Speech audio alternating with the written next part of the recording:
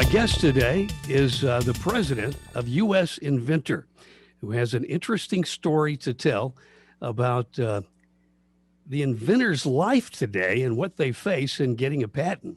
So you create something in your basement, this division that I have, and you get it patented, so you're protected, and then you make a gazillion dollars and retire on a beach somewhere. I assume that's a story that Randy Landreneau is going to tell us, the president of US Inventors. Randy, welcome. Thank you. Thanks for having me. Glad to be here. So once you get that patent, I mean, you're good to go, right? Like it's been over the past 200 years? Yeah, well, it never was quite that easy. I mean, the patent was certainly the first step, or a step, but getting a product on the market involves a lot more. But the thing we're facing now that we didn't face, because for 200 years, America was the place of innovation and invention, and think about these companies that were disruptive startups when they began, and then they, of course, most major multinational corporations started as a disruptive startup. In other words, you had one or a few individuals with something really new that typically they could get a patent on, that they could then compete with the vested interest of the time. And America, and just go a little bit further back, when America created the patent system that we have, it was so revolutionary in the world. People probably don't realize this. It was absolutely revolutionary. What was revolutionary was that the common person was suddenly given the right, the common person. Now realize back then, things were run by aristocracies. What our founders did is they said, why don't we make it so that the common person, no matter who he or she is, and I actually do mean she as well, they can invent something, get a patent on it and own it and do something big with it. And it'll be good for them, it'll be good for America, and it'll be a great thing for this country. And they were right. And nobody else had anything like it. And everyone else scoffed at it, and it did fabulously well. And other countries kind of started to copy it over the years. But for a couple hundred years, they never quite got to where we were. We were the place of innovation. And what you described, it wasn't quite as easy as you say, but with a good invention, a valuable invention with a patent on it, you had a reasonable ability to stop big corporations from just taking it, right? Right. Unfortunately, that has totally changed in the last few years. And I know you know a little bit about this. And presently, it all deals with big tech, which of course we're hearing a lot about big tech right now, right? And how powerful they're getting, and how monopolistic and huge operations getting stronger and stronger. Well, they've gotten so big that no human, no individual could afford to go up against them for the most part. Well, back in the old days, I say the old days, let's say more than 10 years ago, in the quote old days, even if you were an inventor with no money, and most inventors don't have money. Right. I mean, look, Steve Jobs didn't have money when he started. Bill Gates didn't. The Google guys didn't. It always starts. I mean, the great ideas don't come from the guys with money. That's just how it works. But what happens, and of course, patent litigation is terribly expensive. Well, how does an inventor fight the big guys who are trying to steal what he or she has? And historically, it was done through contingency litigation. So you hire an attorney on contingency, where you don't have to pay them much money, but they share in the winnings. And that's how you got to court, and that's how you got justice. And I know a guy that did that 30 years ago against a big car company, and he won, and because the car company was guilty as heck, and that's how it was done. Well, things have totally changed over the last decade. What has happened is that, let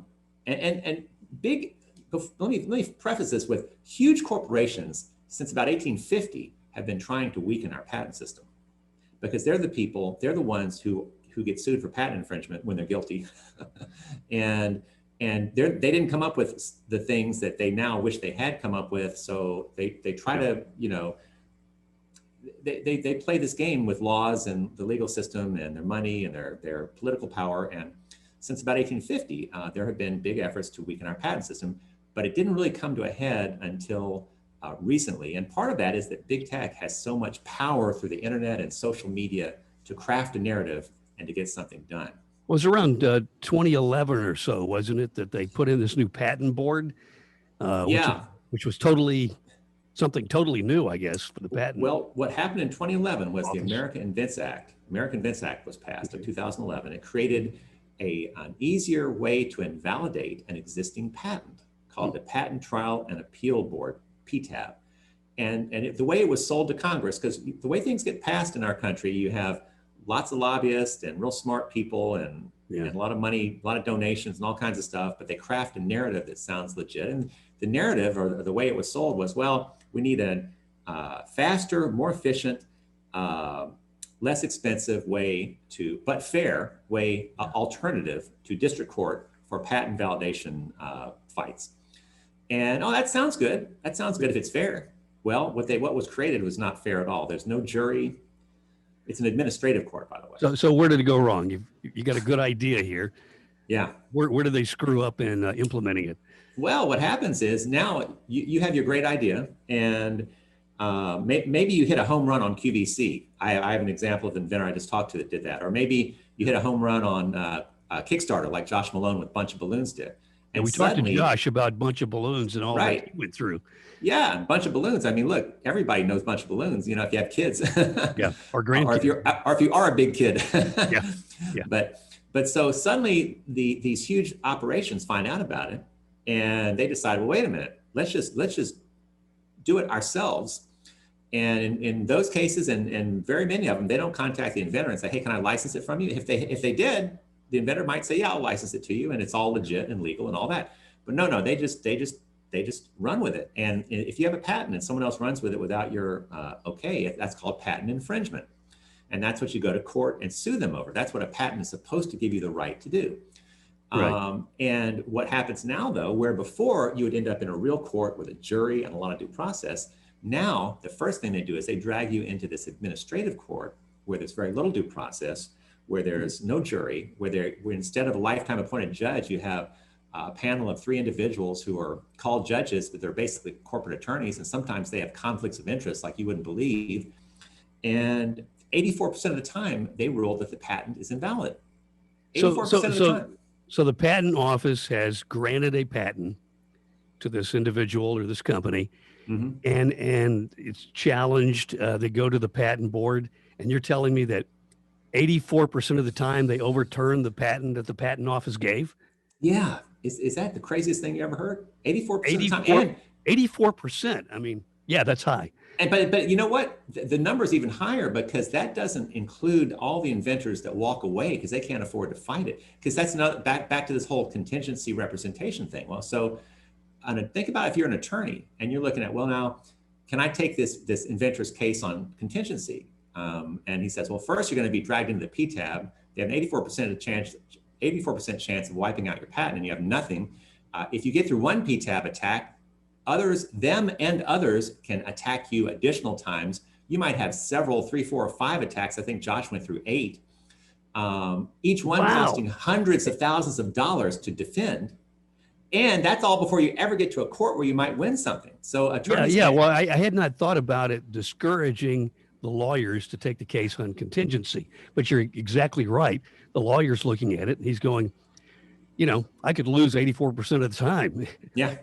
So, and for him, he goes broke. I mean, right. He can't afford to do it either. Can't afford to do it. And even if he's a great lawyer and his heart's in the right place, it's like you can't go broke. You gotta make a living. Well, the problem is the system isn't fair. If it were a fair alternative, we would actually prefer it, right? Yeah, exactly. So, but the key here, there's no big tech people on these boards, I assume, right? Well, see, that's the other thing. It has been kind of shocking to find out. First of all, there's a lot of secrecy over exactly who these judges are. Oh, really? It's not really publicly known and exactly how many there are. We know there are about 250 or so. And the interesting thing is when that board was... Wait a minute. You do not know who the judges are?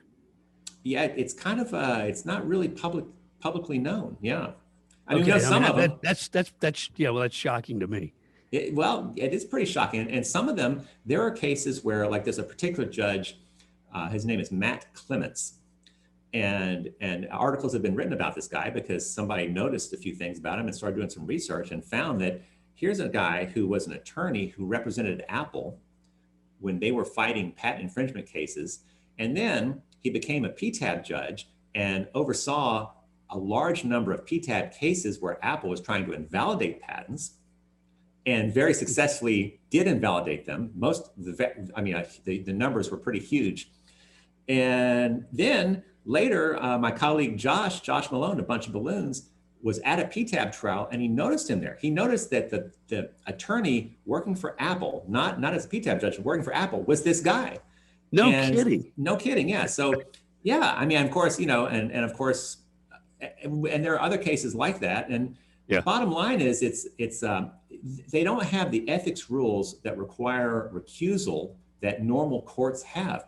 But the other crazy thing is, I'll tell you something that's going to really blow you away. If I'm sure you probably don't know this. So the director of the patent office is appointed by the president, typically based on who the big donors want. Well, the big donors are usually the guys on the wrong side. In fact, with respect to our issue, absolutely, they're on the wrong side of our issue. And prior to President Trump being in office, the head of the patent office, the director of the patent office, was the former head of patent strategy at Google. Wow. Yes. How convenient. And of course, this individual is also involved in setting up the Patent Trial and Appeal Board, the PTAB, and in hiring and setting the rules and hiring most of the judges for that. So of course, it turned out really bad for us. Now, President Trump didn't really owe big corporations anything for his election, and he was able to operate pretty independently. And he appointed someone who was pretty good, who actually has now just resigned. And the new president is going to be appointing someone new. And of course, we're not too hopeful about that appointment. We're kind of working hard on our end to try to make sure that it comes out okay for us. But of course, as we know, big tech has so much control. Not just, the amount of control that big tech has to craft a message and to censor other viewpoints and to get done what they want to get done, whether or not it's good for us. Let me tell you something. What America needs is disruptive startups. Disruptive startups are how new things are created, how the world gets changed in positive ways, how huge monopolies actually get competed with and don't become huger monopolies, right? That's in fact, that's how in the past we haven't had huge monopolies. I guess the railroads, you could say the government broke them up, but the point is, this is a way to stop the accumulation of monopolies, having disruptive startups based on patented technologies where the patents can be defended. Well, and like I said in the opening, I envision the guy working in his garage or his basement and coming up with a patent. And I've known a few guys who have done that. They've invented something, gotten a patent, and made some money off of it. In their garage or in their basement.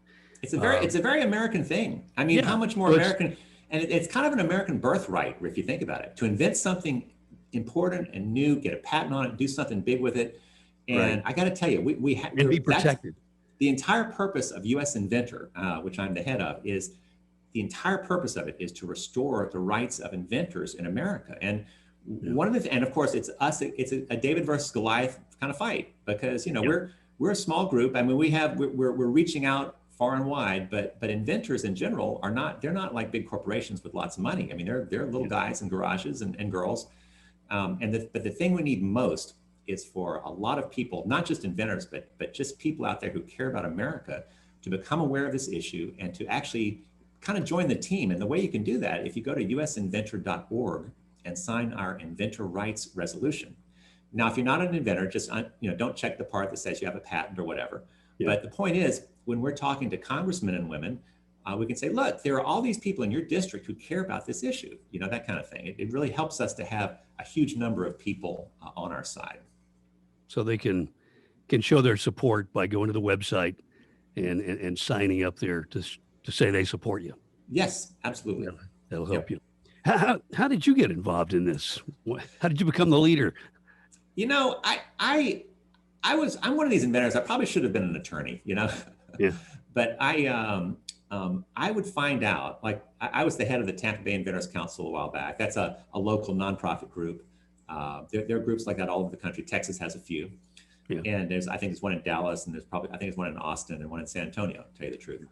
But as a head of an inventors group, you're helping inventors do the right thing and get prototypes and market themselves and, get patents and helping them do all the right things to be successful. And I found out about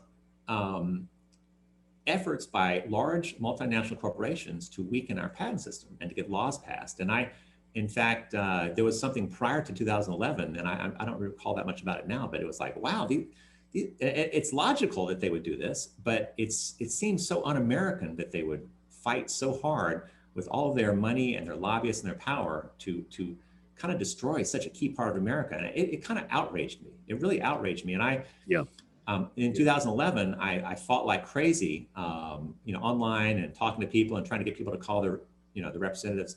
And we lost that one pretty big. But when another bill came out 2 years later that was, I think, just as bad, I jumped into action again, and I found another inventor like myself doing the same thing. And he said, "Hey, we got to go to the Senate because this time it had already passed the House, and it was about to go through the Senate and pass with flying colors." And he said, "We got to go to the Senate and stop it." I said, "You can do that." But what I found is, and this is a good thing to know, you can do grassroots lobbying. You can go now. Right now you can't with COVID because you can't get into the buildings, but normally. And you have this security, it's like getting on an airplane, right? Yeah. But the point is you can get into all these offices. And even tougher right now. So but you can get to the key person in each office if you know what you're doing, which we kind of got better at it. But get to the key staffer dealing with the issue and make a case and start building kind of a buzz in the area, especially in the case of a bill that's terrible. And almost 1 for 1 in the Senate. We went to 70 offices out of 100, and almost 1 for 1. They said, "Well, I never realized there was another side of the issue," and they had only heard from the big tech lobbyists, right? Yeah. So anyway, that was kind of how US Inventor began, and we actually did stop that particular bill, but now we're dealing with the effects of this earlier bill that are so terrible, and we're currently fighting to stop further. In fact, there was something that would have hurt us that was kind of hidden in the appropriations bill that we found out about. And through a lot of effort with our members, we're able to head that one off. So you never know what someone is out there trying to do. It's like, it's a problem. Yeah. So this Supreme Court, there's a case coming up before the Supreme Court, right? I assume this year. Yep, it's which coming would up. help you. In fact, they're going to, the arguments will be on March 1st. So it's pretty soon. Yeah. And it's called the Arthrex case. The Arthrex case, so basically there was an appeals court case after a PTAB. Yeah. So you go to the PTAB, you get your patent wiped out, but you can appeal it. So it was appealed, and the appeals court ruled that all of the PTAB judges had been appointed unconstitutionally. Well, so shocking. To me, that sounds good. Like, okay, wouldn't you think that would mean that it's over and it's disbanded and we go back to the way it used to be, right? Yeah. Well, no, they proposed a change that an unconstitutional fix to fix the unconstitutional problem. And bottom line is there's this big Supreme Court case that's going to take a look at it. I hate to. I guess the listeners need to know how messed up things are when you get into law. I mean, and I know some of your listeners are probably lawyers, so I'm not trying to, but the point is, so here we had this case where they ruled these judges were unconstitutionally appointed. That's from the appointments clause in the Constitution. Basically, and unconstitutional because they didn't go through the review of Congress. Right. So if you're a primary officer of the government, you are appointed by the president, ratified by the Senate, right? Okay. Like a judge, like a cabinet member, et cetera. And what they ruled is that these PTAB judges have so much power that, they're actually primary officers, and therefore they weren't appointed in that fashion. Therefore, they were unconstitutional. Now, the fix they came up with it was, well, let's just say that the head of the patent office can fire them, and that makes them not primary officers.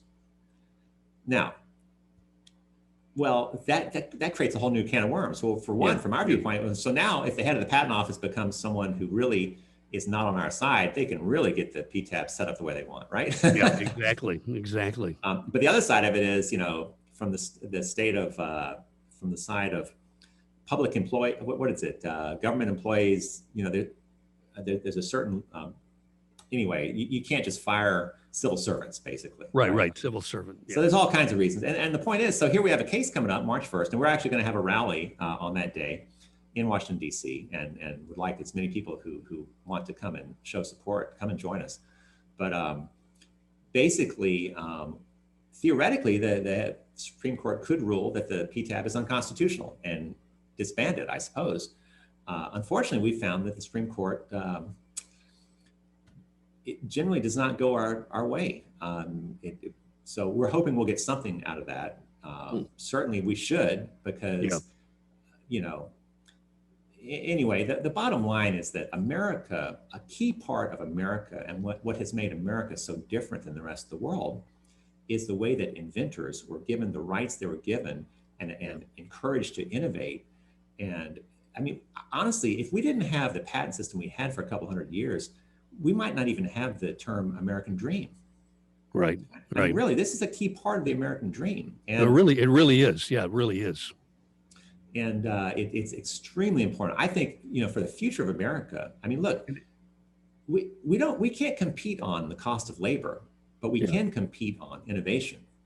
But if we destroy our innovators, because if they innovate, they don't end up with anything, so there's no incentive to innovate, suddenly we're in a much different world in the future than we've ever seen. And it's a very dangerous thing, especially when you start thinking about really important technologies that are maybe even needed for national defense and things like that. Exactly. It's very important that we restore these rights. So to all your viewers, I know some of you are thinking, well, I'm not an inventor, and why should I care? Well, honestly, this is America and the heart of America and what makes this country so unique in the world, because it is. And I would encourage all of you to go to usinventor.org and sign our resolution and be a part of this effort. Okay. Well, we encourage everybody to do that. usinventor.org and show your support. Who knows? You may come up with an idea one day, like Josh Patton with the bunch of balloons, and you be facing this dilemma. So I mean, for anybody out there, I mean, you talk about it's not rocket science. I mean, Josh is he was a real smart guy, engineer working at Hewlett Packard, and a lot of really like rocket scientists. In fact, the guy that invented the super soaker water gun was a rocket scientist. No kidding. But that's off to him. But the key though is that Josh identified a problem, which was it takes so long to make all these water balloons for my kids. He has 8 kids, right? And he said, I wonder if there's a way that could be really sped up. And he figured out a way to make 100 per minute. And, and of course it went hugely viral and everyone loves it and it's selling like crazy. But Josh ended up in this huge battle. And again, so what does big tech care about water balloons? Well, they don't care about water balloons, but when you weaken the patent system, it affects all inventions. Exactly. And others come in and use it to their advantage. But in Josh's case, he spent millions and millions of dollars. If he hadn't been making a ton of money off the product, he would have been destroyed, and he might have been destroyed anyway. But he got through it and won, and now he's pretty much full-time dedicated to this fight that we have to restore the rights of inventors.